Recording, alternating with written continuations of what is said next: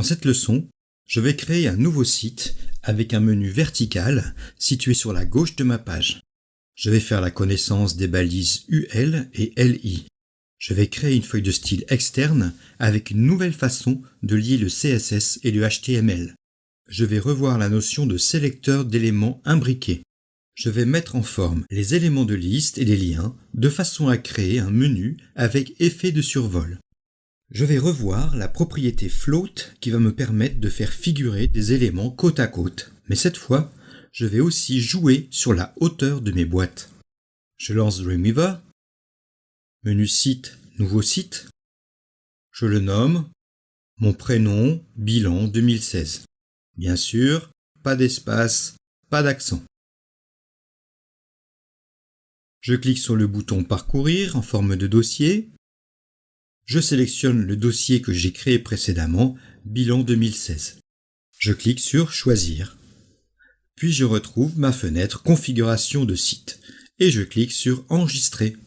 Je vais dans le menu Fichier, je choisis Nouveau.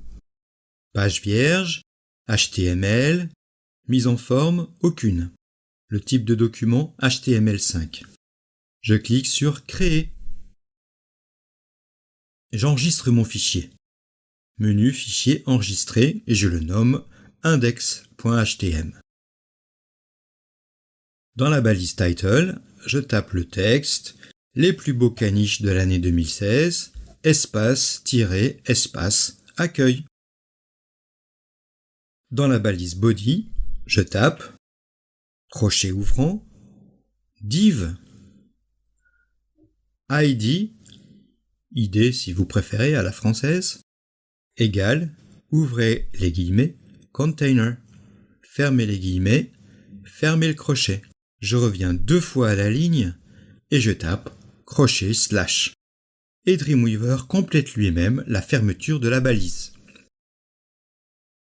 Je remonte d'une ligne pour me situer à l'intérieur de container. Je vais créer mon header en tapant crochet ouvrant, header, fermez le crochet. À la ligne, je tape les plus beaux caniches de l'année 2016. À la ligne, je tape crochet ouvrant, puis / et Dreamweaver ferme la balise header. Ensuite, je tape crochet nav, fermez le crochet, puis 2 fois à la ligne, et je ferme ma balise comme précédemment. Encore une fois, je remonte d'une ligne et tape une balise, crochet, UL, fermez le crochet. 2 fois à la ligne, et je ferme grâce à crochet /. UL signifie Unordered List, une liste sans numérotation. Je recrée une ligne à la suite de UL et j'ajoute une balise LI. À la suite, je tape caniche 1, puis je ferme ma balise avec crochet /. La balise LI désigne un des éléments de la liste. Pour améliorer la présentation du code, je clique sur le bouton Mise en forme du code source et je choisis Appliquer le format source. Je sélectionne le texte caniche 1. Dans ma barre de propriétés, la case lien, je tape dièse, hashtag si vous préférez. Je valide avec Enter ou en cliquant à l'extérieur de ma case. Je copie toute la ligne LI caniche 1 /LI. Je clique après cette balise et je colle 5 fois. Je vais appliquer le format source d'une autre façon. Menu, commande, appliquer le format source. Mes éléments se présentent sous forme de liste. Je change le texte de mes éléments de liste. Caniche 1, caniche 2, etc. jusqu'à caniche 6. À la suite de la balise nav, j'ajoute crochet, section, fermez les crochets, contenu de la page, et puis crochet / pour fermer la section. Voilà pour le contenu. Maintenant, j'aborde la présentation avec le CSS. Je vais créer ma feuille de style externe. Je vais dans le menu Fichier, Nouveau, Page vierge, et cette fois-ci je choisis CSS. Je clique Créer. J'enregistre cette page, menu Fichier, Enregistrer. Je vérifie que cela va bien enregistrer dans mon dossier local. Si je ne suis pas sûr, je clique sur le bouton Racine du site. Je l'appelle style.css. Je clique sur Enregistrer. Je sélectionne l'onglet index.htm. Je vais relier ma page HTML et mon fichier CSS avec un cliquer-glisser. Dans la head de mon code, par exemple juste après la balise /title, je crée un retour à la ligne. Dans mon panneau fichier, je sélectionne le fichier style.css et je le fais glisser dans l'espace que j'ai créé. Dreamweaver tape la balise link pour lier les deux fichiers. Et voilà, ma page HTML est liée à ma feuille de style externe. Et maintenant, je peux appliquer le format source. Dans la partie supérieure de ma page, je clique sur le bouton style.css pour faire apparaître la feuille de style. Je commence par la déclaration body. Je tape body, accolade ouvrante, à la ligne, margin, 0, point virgule, ne pas oublier le point virgule. À la ligne, padding, 0, point virgule. À la ligne, fermez l'accolade. Je passe au réglage de container. Dans un premier temps, je vais utiliser les mesures que j'ai choisies dans InDesign comme point de départ.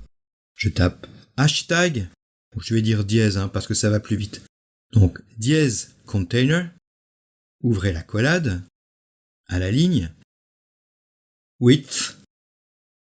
Dans InDesign, j'ouvre si besoin mon projet et je vais dans le menu Fichier, Format de document.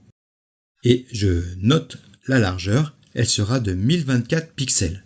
Pour la hauteur, ça sera 768 pixels.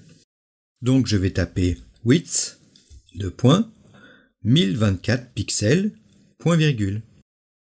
Je vais à la ligne et je tape height, 768 pixels, point virgule. Maintenant, j'ai besoin de connaître les marges. Je retourne dans InDesign, menu Page, marge et colonne. Je vois qu'il existe une marge de 36 pixels. Je vais traduire cela par un padding pour mon container.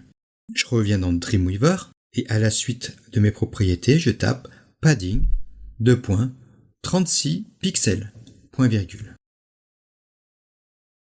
En faisant cela, j'ai rembourré mon container de 2 fois 36 pixels, donc 72 pixels. Et ceci en hauteur et en largeur. Je vais donc changer la largeur. 1024 moins 72, ça me donne 952 pixels. Donc, j'aurai width 952 pixels. Pour la hauteur, 768 moins 72, ça fait 696. Donc je tape height, 696 pixels, point virgule. Pour que mon conteneur reste centré dans ma fenêtre, j'ajoute margin left auto, point virgule, margin right auto, point virgule, et je vais mettre une couleur d'arrière-plan, background color. Je choisis une couleur qui me plaît, n'importe laquelle, pour l'instant bien entendu. Je ferme mon accolade. Je peux valider en cliquant dans le mode création ou en utilisant la touche F5 de mon clavier. Si vous êtes sur un portable, touche fonction plus F5. Je retourne dans InDesign pour prendre les mesures de mon header. Je clique sur le bloc avec ma flèche noire et les tailles apparaissent dans la barre de propriétés. Ça sera 952 de large et 87 de haut. J'ai peut-être besoin d'arrondir les tailles. On est dans les pixels, donc 1/10 de pixel, c'est pas très grand. Je reviens dans Dreamweaver. À la suite de mes CSS, je tape header, ouvrez l'accolade, je saute 2 lignes, je tape une accolade fermante et je remonte d'une ligne. Puis je tape width 952 pixels, point virgule, à la ligne height, 87 pixels, point virgule. Je reviens à la ligne background color et là encore une fois, je choisis une couleur, n'importe laquelle, je m'exprime. De retour dans InDesign, je veux mesurer la marge interne entre le bord gauche de mon header et le contenu. Je sélectionne l'outil Mesure caché sous la pipette. Je le place sur le bord gauche du header. En enfonçant la touche Shift pour avoir une mesure purement horizontale, je fais un cliquer-glisser jusqu'au repère vertical. J'obtiens une fenêtre où je peux observer la mesure. 36 pixels. Bien sûr, j'arrondis le résultat. Je reviens dans Dreamweaver et je vais donc ajouter un padding à gauche à mon header. Je tape padding left, 36 pixels, point virgule.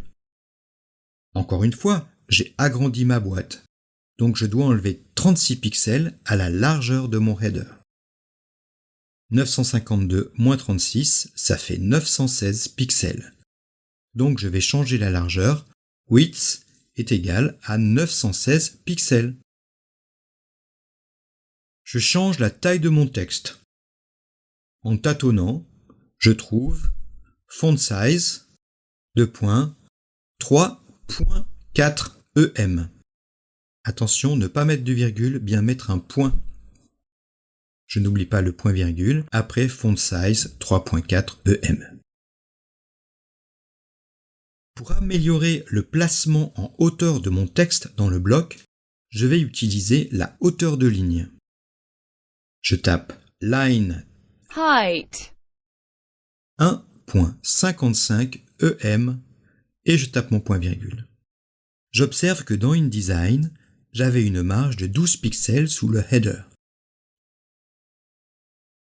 Contact.